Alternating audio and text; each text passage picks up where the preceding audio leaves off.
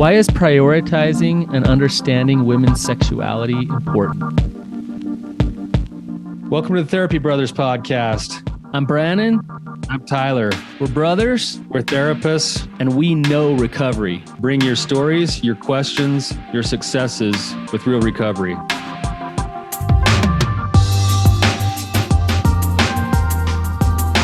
Hey, Tyler, you ready to have some hard conversations? Let's do it. Let the Therapy Brothers podcast begin. Brannon, what is going on, man? How are you doing? I'm doing really well. Had a good weekend. We got some snow hitting the mountains right now, so my kids are all excited about skiing here, so we just need to keep the snow coming. Just keep it coming, right? Yeah. I was just going to say, Brannon, like you just got back from that trip to Cambodia and something did shift in you a little bit. You don't seem quite as uptight. You don't seem quite as ready to like pick a fight with everybody. Like You think I'm so combative? You love it. You love a good debate. So I've noticed that you seem just kind of like just more like Zen, man. I hope that's true. Yeah, I guess you realize a lot of things aren't that big a deal, when you get a little perspective check in your life. So yeah, that's good. Yeah, well, today we actually have an awesome kind of topic and an awesome guest for today. This isn't your typical sort of like caller kind of person. This is actually another expert. We have Bonnie Young with us. Bonnie is a licensed marriage and family therapist. She's a frequent presenter and podcast guest, a published author of several academic articles and essays on religion and mental health. She's the founder of Azure Counseling, an online mental health clinic focused on treating clients with anxiety, religious OCD and scrupulosity, and sexual disorders. She holds a bachelor's degree in history with an emphasis on Mormon women's history and a master's degree in marriage and family therapy, both from Brigham Young University. Born and raised in the Seattle area, she currently lives in Logan, Utah. That's my stomping grounds, where she's completing her doctoral studies at Utah State University in marriage and family therapy. And her dissertation right now is exploring the questions about women's experience with power dynamics in Latter-day Saint marriages. So Bonnie, welcome. Thank you. I'm really excited to be here. Can I start by just asking you the question that we asked? Is why is it important to prioritize women's sexuality and understand it better? Man, I could talk about this for saying there's so many angles to answer this question from. But I think at a foundational level, prioritizing understand women's experiences is really important because it won't happen if you're not purposeful about it. And what I mean by that is we live in a world where I would say the male gaze dominates, meaning that when it comes to sex, men's sexuality is considered the norm. Mm-hmm. Like when people think about like even how sex works, right? When you're taught in health class, when sex is taught, penetration is taught, right? Which really points to male sexuality being the norm. Male sexuality setting the standard for what men and women both expect in sex. Now, the example of penetration I gave is an oversimplification of what I believe sex encompasses, and we'll definitely get to that. But I think just at a foundational level, being able to prioritize a woman's experience is necessary, because if not, the male experience will be accepted by men and women as the norm. Mm-hmm. Yeah, if I can, I actually really like your example of penetration, because, we're kind of taught sex is when the penis goes in the vagina, right? And that penetration is sex. And, I guess, and tell me if I'm wrong here, the reason why that's such a male perspective is many women don't orgasm or have sexual pleasure with just penetration. And so when we talk about that as sex, that's a very male view of what sexuality is, right? That's kind of what you're saying, right? Exactly. Yeah. Oh. It seems that part of where you're headed here is, and I'm just sitting here listening to your explanation, it kind of sets the landscape for there to be a lot of misunderstanding, miscommunication, judgment, frustration, if the only thing being taught is this one kind of model of sexuality, which, by the way, isn't even a full model of sexuality, even for males, I don't think. Exactly. But then all this expectation comes into a relationship, but there's never this other side that gets talked about. And so it's this kind of like silent lead weight that's almost hanging on in the relationship that never actually gets addressed. And then it becomes laced with judgment and shame, almost makes it taboo to even want to mention this the way that we're even talking about it today. Yeah, absolutely. I've just seen so much pain come from a lack of education about how women work, and not just pain for women as if, women are the only ones being harmed by this, but also men, right? It has been very, very rare that in my therapeutic work, I've worked with a man who doesn't just love pleasing and pleasuring his wife, right? I think that there's inherent goodness and challenges in both female and male sexuality. And I think one of the inherent beauties in male sexuality is the generosity and the just this drive to give and to serve. And I think that can be kind of misdirected when we don't really know how to do that.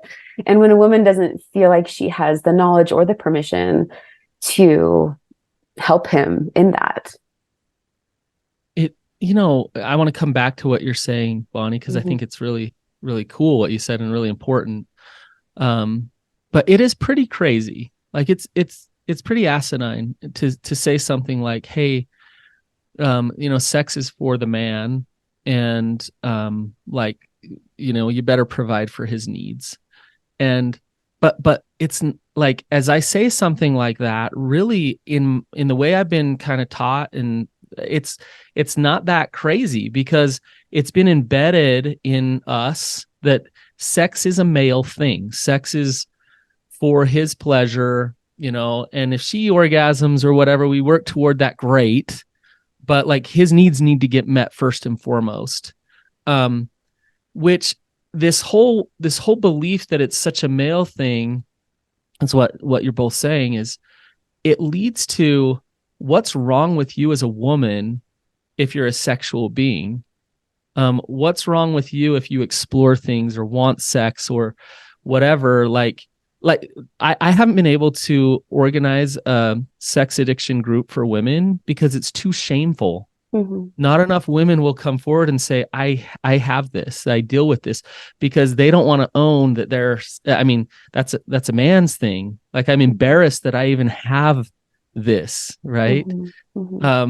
That's really sad and not the case. Like, believe it or not, women are just as sexual as men, right? Yeah. But I think that because in general, women's sexuality acts differently than men's, it's kind of seen as like, it's kind of like sexuality light. Right?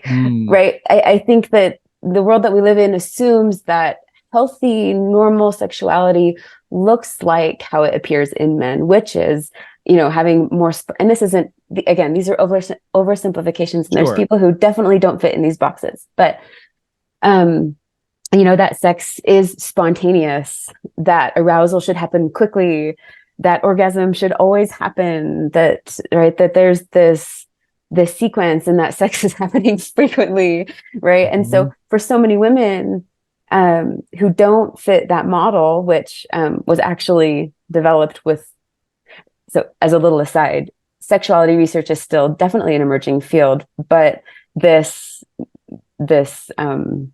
model of sexuality that was developed in the 70s by some researchers named Masters and Johnson, they they did research on the sexual response, but they only did it with men. So like even in the beginning, right, like this research about how sex works and how people respond sexually was only done with men. And in more recent years, there's been a lot of work done with, okay, well, what's a model that that represents women's experiences a little bit more wholly? And in those models, sexuality isn't talked about as, or like this, sexual drive isn't talked about as this spontaneous, quick thing.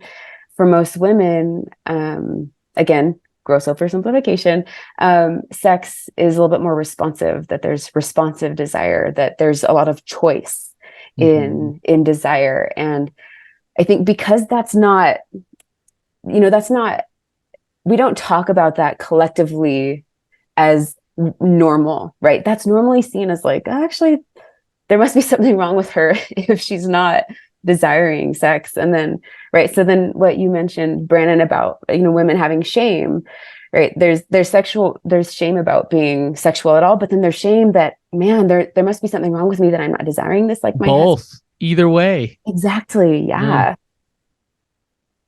Yeah, it's a loaded situation that leads to more disconnection in the area of life where it could be one of the best places to connect, or a really vital place for connection.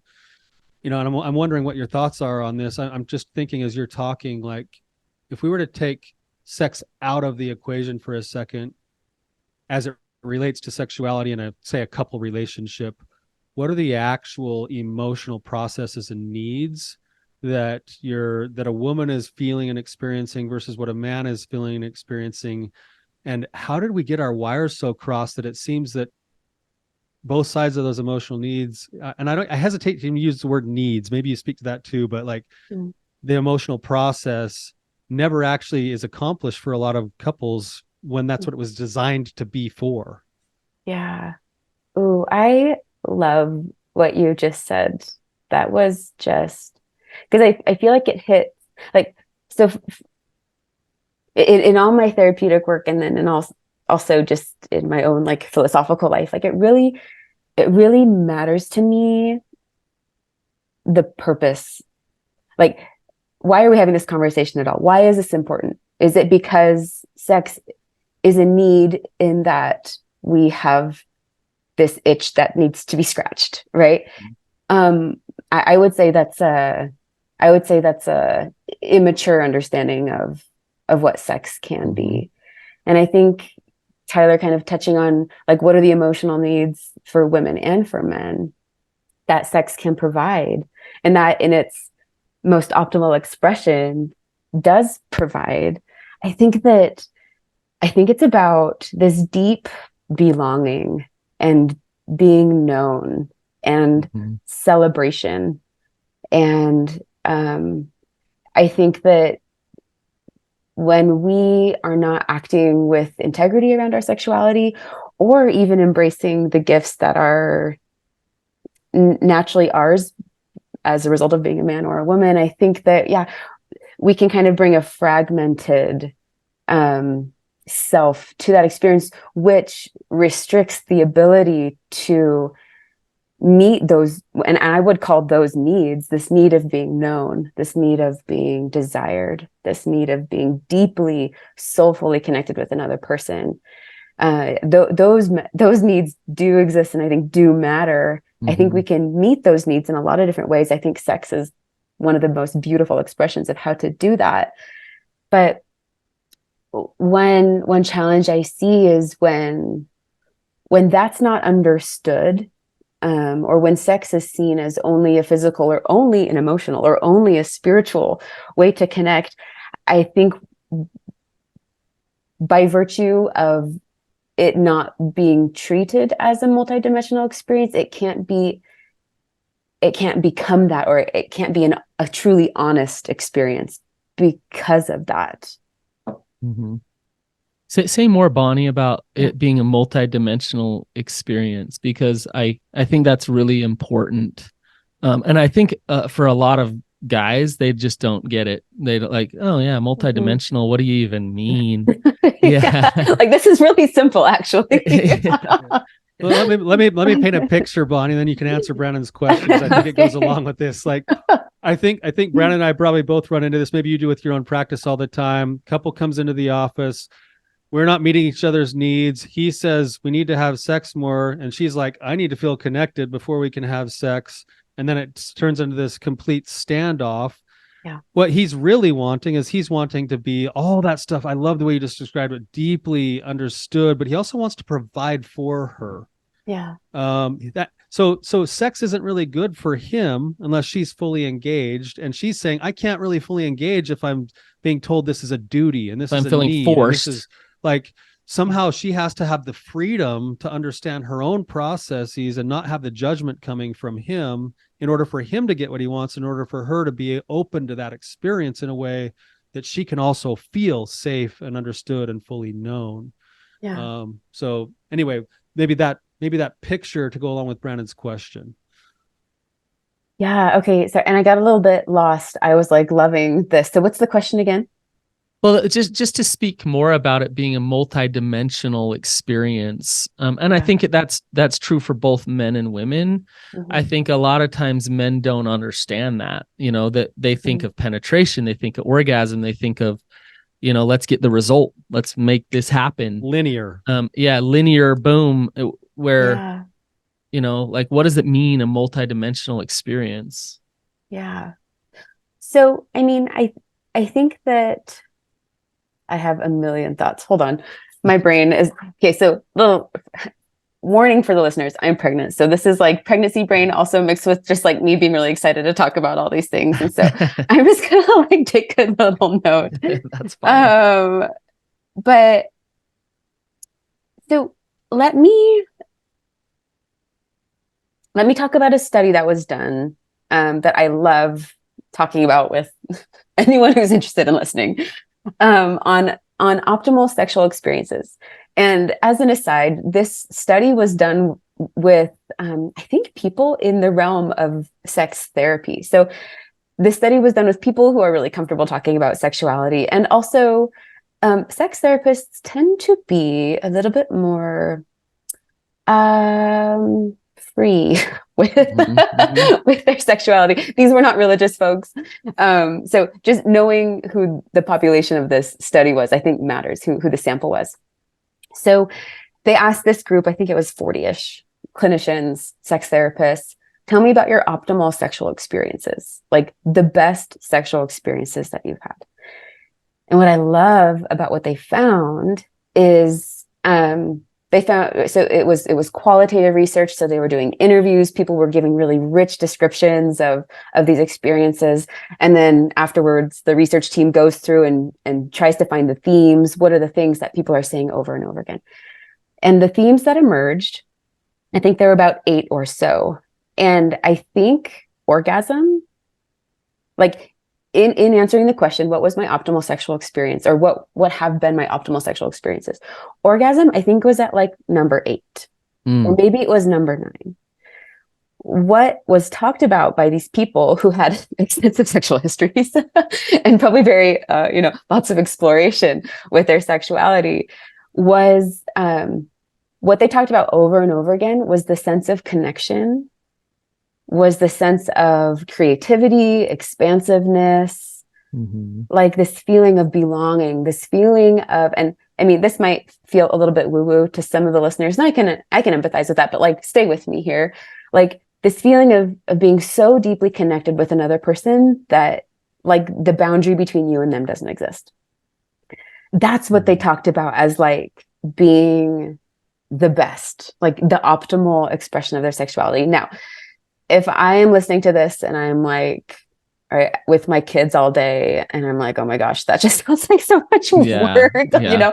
I think that it can be a little bit counterproductive to try to have like this amazing experience every single time. I think sometimes you fit in a quickie to tell your spouse that I love you and I see you and I want to connect with you, and it can be good enough. I think we have to be okay sometimes with good enough sex.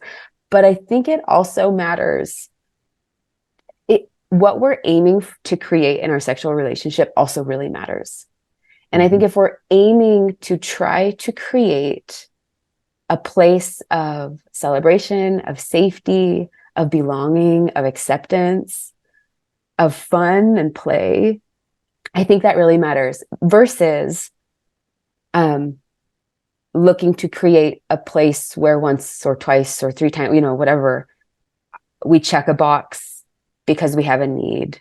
Mm-hmm. And I just need to get this off my plate and then we move on, right? I think probably even in just hearing those descriptions, those just feel so different. You can tangibly feel the difference between the 2 descriptions you just gave. I hope our listeners can. I can feel it in the just the way that it is. I think you said good enough sex still comes with certain things, and you identified those. It still comes with safety, trust, being known. And then life happens and logistics get in the way, and so it's not always exactly the way that we would all draw it up or those sex therapists would, but those things seem to be right at the core, because especially that being known part, and that's the part that I think you're coming on today talking about, is we still haven't even gotten into it fully yet. Like let's talk about women's sexuality, like how being known, right? Yeah. Can I just give one quick example before we hop into more feminine sphere? I just want to talk about a client that I worked with recently, a male who just could never feel like satisfied enough with his sexual relationship. It was almost like he was wanting it all the time. Again, and not that that's bad. It's not bad to want sex. Sex is wonderful. It's good to want sex. But for him, it felt very attached to this feeling of anxiety. And even when him and his wife would make love, he would feel kind of like relieved for a little bit. But then very soon after, he'd be wondering when's the next time it's going to happen. Right. And for a long time, he and his wife were really bought into this idea that it was about how frequently they were having sex. Like they just needed to have it more frequently so that he could feel loved and accepted. Eventually, the therapeutic work got to the point where we realized this wasn't about him having an orgasm. Like him having an orgasm didn't mean there. Yes, there was a physical release that felt good and it was fun and enjoyable. But what he was really trying to get, like what he really needed to know, was that his wife desired him, that he was a desirable person, that his sexual nature and inclinations and desires mattered, that there was space for that in the relationship. And it really kind of changed the direction of the therapy we did, because no longer were there arguments about how frequently it was happening. It was, okay, how can we speak to that need? Because that is something that really matters. And I think that story kind of illustrates just how much more sex is about than just ticking a box of, okay, we did it this week and now let's wait until the next time it needs to be addressed. So just another clinical example for you. I love that, because I think that sex is off, and I don't want to go off here too far, but I think sex in a relationship either turns into a really amazing thing that brings a couple together, or it becomes this destructive thing that really causes problems in a relationship. And so if you're using sex as the Band-Aid, as the thing that answers all the questions, and I need to consume you in order to feel okay about myself sexually, and then she resents that and hates having sex but feels obligated, like it just starts to create all kinds of issues. And I think your example there, you backed up a little bit and you actually found the actual need with him, which then led to better connection and probably really good sex, right? Ultimately, that's like the real that's the real path to get what everyone is wanting. Yeah, right. But if that's the only agenda is to get to the sex, then that's a problem, and it doesn't actually meet the need. So I really like that example. Yeah. Go ahead, Tyler. I was just gonna say, it's like as you were talking, Bonnie, I was just thinking of all of my friends in the past, even past clients that get on the schedule of like the even and odd days. They have terrible sex lives. Yeah. Like it doesn't work that way. You know, and I'll share another story to go along with this really quickly and then kind of lead into some more discussion on this. I was talking to a woman just this last week, and she was just saying same thing, same loop. Like, he just wants sex. He says he can't do anything because his needs aren't being met. Same cycle. And I said, okay, so, and then she said, if he were to call me, like if I called him right now and said, hey, if you can be home in 15 minutes, we can have anything you want sexually. He would take time off work. He'd be there in 15 minutes. She said, if I called him and said, hey, I really need you to just come home and have lunch with me. Would you just come spend time with lunch with me? He's not going to make time for that. Right. So she's feeling unprioritized. And then I said to her, okay, so what would happen if he actually called you today and said, hey, I really want to see you. I want to take you to lunch. Let's just go have lunch together. She started to melt, and she was just like, oh, that would be so awesome. And then she started laughing, and she said, and we probably have awesome sex. It's like, yeah, like it's that deeper emotional thing that you're talking about that really does matter, but it never gets talked about because the non-vulnerable thing is frequency, amount of times, whatever else. And the focus is on the wrong place. Right. Which I would also say, like, I think it's easier for men to focus on that because that feels very masculine, right? Like, the other day, my husband was walking behind some men, and they were having this conversation about, like, how many women did you hook up with this week? And, right, it's masculine to like frequency, and right, because that proves that I'm desirable and I'm attractive, right? And I think that that's an easy place for men to feel safe, to find validation. And I think, and maybe this is kind of a natural segue into, I think, the importance of recognizing, honoring, and respecting maybe more naturally feminine gifts to sexuality, which is kind of this acute sensitivity to unfragmented sex, meaning that the foundation of safety and respect and emotional connection and exclusivity is in place before women will choose to engage physically. I think, if we think about this from like a biological level, like if I'm a woman, I need a sperm donor, right? I need sperm. If I want to have babies, I need some sperm, right? So sex and whatever, that's great. That provides that. But if I'm a woman who at times doesn't want sex or doesn't feel attractive, when I'm pregnant, it's like sometimes I just want to push it all away. But I want a man who's still going to stay with me and be with me and care about me and care for me in those moments. And so I both want a sperm donor, but I want a man who's going to connect to my heart and really know me, through those hard times as well, because I need him to help me then, right? And I want him to be around then. And so it's not just about wham, bam, thank you, ma'am, I need the sperm. It's about so much more than that, right? Yeah. I think there are very few times in a woman's life when she is as vulnerable as she is when she's pregnant and postpartum. Yeah. And so the fact that women are very picky sexually makes a whole lot of sense. Right, that a woman isn't going to engage with someone when she feels like it's just about meeting a need for someone else. Like this, there needs to be more there. Yeah.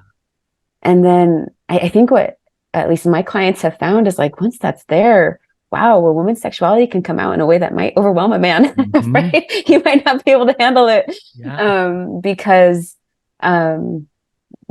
that safety is in place to give the woman the freedom to be able to fully express the magnitude of her sexuality, which is amazing. Oh my gosh, Tyler, I'm going to record what she just said, put it on a loop, and put it in every men's group that I've ever run, because they just they're like, I want more sex, I want more sex. Where is it? Where is it? Where is it? And what you just said, like, I got the chills when she said that. they Totally. they get it backwards, right? Mm-hmm. So yeah, totally. Everything you just said was so beautiful, and what my experience is, whether it's been my experience both. I'm currently in recovery from my own kind of pornography addiction. My wife and I have been traveling this journey, and everything you just said has played out to be exactly the way you said it. But then also watching my clients go through this same type of a thing, you're spot on. I guess I just want to give you maybe the floor for a second for people who wouldn't understand this idea of female sexuality. What are some of the things that really need to be spoken, that need to be brought to the forefront, that really need to be talked about in ways that they currently are not talked about in our world? Yeah. I mean, and this might sound redundant, but I would just say at a foundational level, just because a woman has a different pattern of sexual response doesn't mean that there's anything wrong with her. In fact, right, we're talking about half the population that shares these same patterns, and that's normal and should be given the same weight and respect as a man's pattern. And part of this, I think, related very much to a woman's sexuality is just her body and her cycles. Yeah. Right. I think culturally it's very acceptable to roll eyes at a woman's menstrual cycle. Right. There's this kind of joke, oh, she's just PMSing, as if she were in a state that was so off from the norm that she shouldn't be paid attention to. She shouldn't be taken seriously. Mm-hmm. And I think, again, when you take a step back and you look at, okay, well, actually half the world's population is cycling through these different stages. And each of these stages has like beauty and wisdom to offer, different perspectives. I'm not sure that we'd be so keen on pointing out how it's unreasonable, right? I think if we look at the earth, like the earth has cycles. And, women really kind of just follow the pattern of the earth, and honoring that instead of seeing that as like this burden or, oh, my wife's just being so unreasonable for, these weeks. But being able to respect that and saying, okay, actually, what gifts is she offering right now? And what wisdom can we both glean from the cyclical nature of her life? I think being able to see that as normal, I think just at a foundational level, right? Not just normal, but beautiful. And like, when there's no desire there because of her cycle, like that's a time for introspection, for deep wisdom, for spirituality, for growth.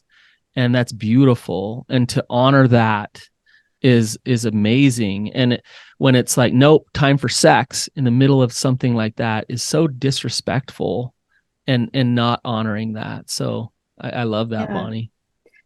And, I think that this could even start as early as like when girls start their period. Like, I would say most of the men I've been surrounded by, and boys, and with a couple exceptions, a couple happy exceptions, are kind of grossed out by women's periods. It's like, oh, and when a girl first gets her period, there's normally, often, unfortunately, quite a bit of shame around it. Like, oh, now I have this burden that I have to carry, and like there's all this pain, and I have to keep up with the world because the world doesn't slow down for period cramps and changing your period products.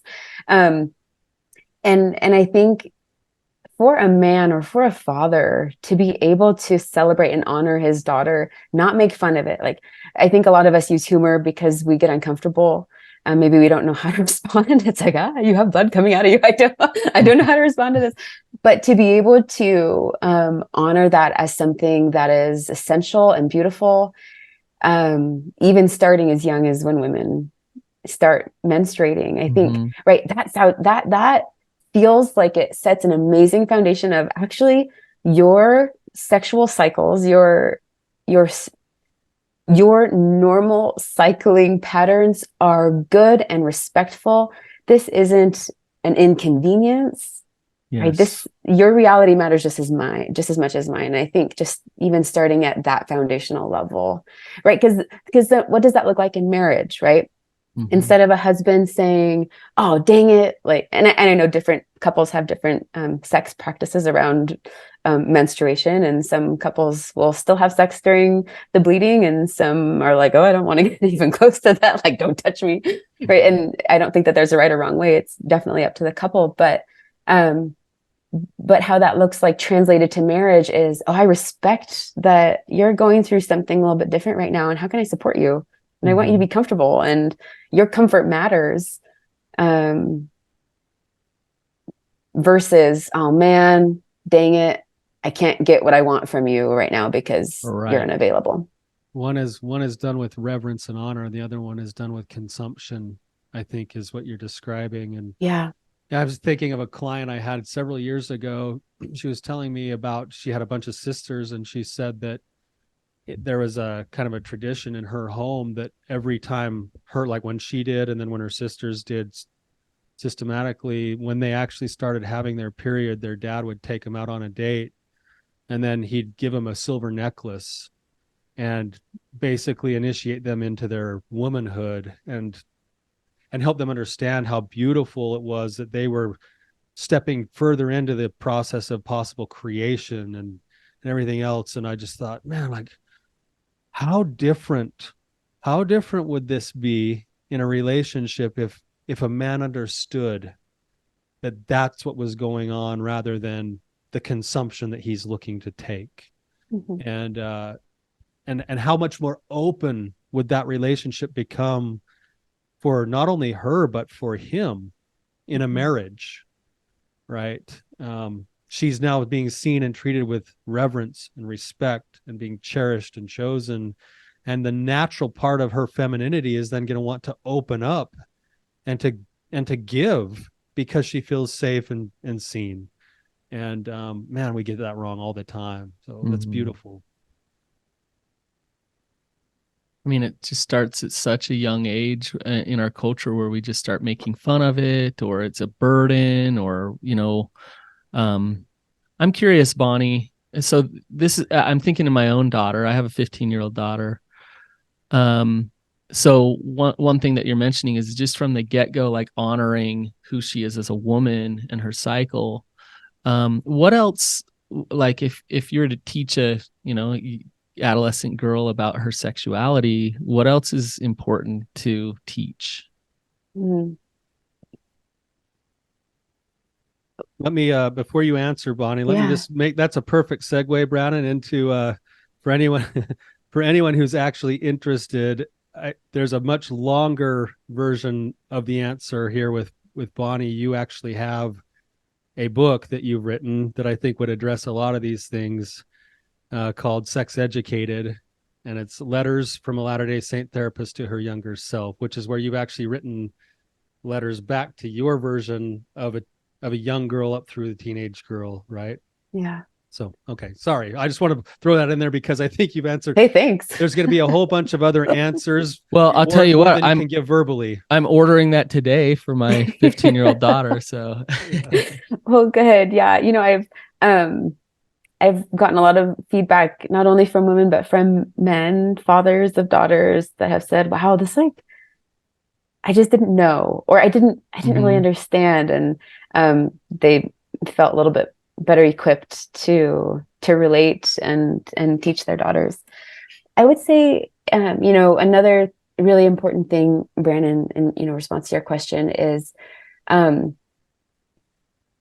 women do not thrive sexually or in other areas of their lives when they're treated as an object, right? You guys have used the word like consuming in the session today. And actually, for some women, to be an object of desire, to know that you can inspire desire in your partner and turn him on, right? That's really exciting. And that's I think a really important part of marital sexuality is like that desire. But that's not really what I'm talking about right now. Right. Because I think that can be really wonderful and productive in safety. But so often it doesn't happen in safety. And girls are taught so often at a really young age that their bodies are something that have a lot of power to do evil, or to inspire evil in another person. And I mean, I'm just thinking of like, things as simple as telling a little girl to like cover up her body, not because it's cold outside or because this is how you respect your body, but because you might make someone else respond to you. And I mean, I'm thinking of like dress codes given at girls' camp for, 12, 11 and 12-year-old girls, and the reason, like, I remember hearing it when I was given my dress code for my girls' camp, like, oh, the reason why there's this dress code is because there's going to be men there who, as an aside, might be like my dad's age or older. And you might cause them to be uncomfortable. Right. So like, here's like a little 11 or 12-year-old girl who's like, oh, an adult man is going to sexualize me. Right? That's not what's being said to her explicitly, but she's going to figure it out. Implicitly, yeah. Exactly. And I think what that does to a young woman that grows into an adult woman is this relationship with my body that it's not mine, that I am an object of, and I have to use my body to control the people around me so that I'm safe. And right, just as I'm describing that, right, that's not a very integrated relationship with one's body, right? Not belonging to yourself. And women who thrive sexually are women who feel like they belong to themselves, women who feel like they have autonomy, women who aren't afraid of their ability to inspire desire in a person, but also do not feel responsible to control another person's desire. And again, that's something that can start at such a young age. That I think it's really important how we talk about bodies and about modesty, that it's not about trying to control or prevent evil in the people around you, but it's a way to show respect for yourself and for God and gratitude for your body. Also, that modesty is about what the true meaning of modesty is about, which is like not flaunting, right? Like, I think sometimes maybe in an effort to overcorrect, people want to say, well, modesty shouldn't be about, when we're talking about modesty, there should be no mention or allusion to it meaning covering yourself at all. And I actually disagree with that. I think that just in the same way that I think it's sinful to flaunt things that you have so that you feel superior than them, right? Whether that's like, I don't know, material things. I also think, if we're trying to use our body to show dominance or like superiority to other people, whether that's like I'm stronger than you or I'm curvier than you or like, I think that matters too. That's a topic probably for another day. But I think, yeah, really trying to get at the core of like what modesty means, and truly controlling other people around you is not a part of that. And I love, when people feel like, oh, but have rebuttals to this. I just love to point to the New Testament where Jesus is not telling women to cover up. He's telling people to like poke their eye out. Like if you're lusting, right? He's not saying, like don't lust after people. So women cover up. He's saying don't lust. And if you are, that's on you. Right. Because I think I had this really interesting experience. We lived in Spain for a couple of years, and in Spain, people I think are a little bit more open about celebrating their bodies, and beaches look a little bit different than they do here. And again, just kind of cultural differences. But I remember this moment where I was pushing my stroller, like my frumpy mom clothes, and no one was really looking at me. But there was this woman who was just like so beautiful, like her body was just like perfect, and she was wearing clothes that really accentuated it. And I was like, wow, that is like a beautiful woman. She was crossing the street, and I could see all these men like turning and watching her. And then I like looked up at the street, and there was this woman who was Muslim, and so she was completely covered. And so her hair was covered. She was covered, you know, to her wrists and to her ankles. And I had this moment where I was like, okay, these women actually have a lot in common. And even though it's maybe like even hard for me to like verbalize right now, what I feel like they had in common is their dress was in response to men. Like the woman covering was doing so, and this is not, I think that there are a lot of women, I think there's a lot of reasons why women would follow a religious dress code, me being one of them, right? So there's no judgment here, but one reason why I've heard that women will cover is to protect themselves from men. Right. And then on the other end of the spectrum, this woman was dressing to attract men, but both were in response to men. And I think it just kind of goes to show, like, sometimes it doesn't matter how much a woman covers up. Like, if a woman is seen as an object, she will be treated as an object, no matter how much skin she's showing. Yep. That's an interesting story.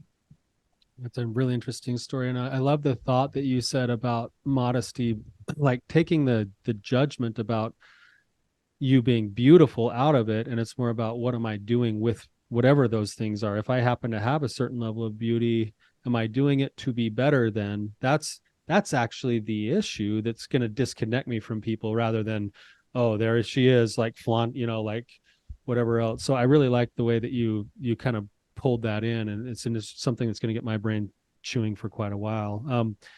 I know we're getting a little bit short on time here. A couple of things. One is just anyone who's interested in kind of following your work more, how do they best find you? And then two, is there anything else that, you know, you've got, our listeners are mostly working recovery from betrayal or some type of an addiction, and as it relates to this kind of population, is there anything else that you would want our listeners to know? Yeah. So your first question, I try to be active on Instagram. I just get so much fatigue. So I do have an Instagram. It's just Bonnie Young. But more reliably, you could just, I have a website, bonnieyoungcounseling.com. And then my clinic website is azurecounseling.com, but you can connect with me a little bit better on bonnieyoungcounseling.com. There's that. And then things that I would want any, you know, your listeners to know. And this is something that I talk about at length in my book, this is, I think, one of the things I hold most dear to my heart, not only because of my clients' experiences, but because of my own, is I think that our sexuality, like the persistent, constant nature of our sexuality, is there for a reason. And I think it's because our sexuality can be such an incredible catalyst for growth. Now, whether that's feeling like I'm too sexual, what do I do with this, right? Or a lack of sexual desire, which, you know, a lot of women I work with struggle with. Sexuality seems to be something that you just can't not think about. Like, you can't, you know, if you put it on the back burner, normally it will come back in some way, shape, or form in your life, and feel kind of persistent. Like, this is something that needs to be addressed. And I think that that's on purpose. And I think that how easy it is to make sexual mistakes is on purpose. And I think it's because our sexuality was meant to help us expand our souls and our capacity for love and compassion and expression. And it makes me really sad how much shame is attached to those sexual mistakes. And not that they don't matter, or not that they should be taken seriously, but I think that I just think we can I think if we're utilizing the right sources in our lives, for me, that's been like God, and trying to be really attuned to my marriage. Like, it has inspired probably more growth in me than any other source or drive or, entity in my life has. And I think there's something to be said for the beauty in that. And and just the constant nature of it, right? It's like, for most of us, it's not going to be like a one and done. I made this one mistake and now this is no longer a presence in my life.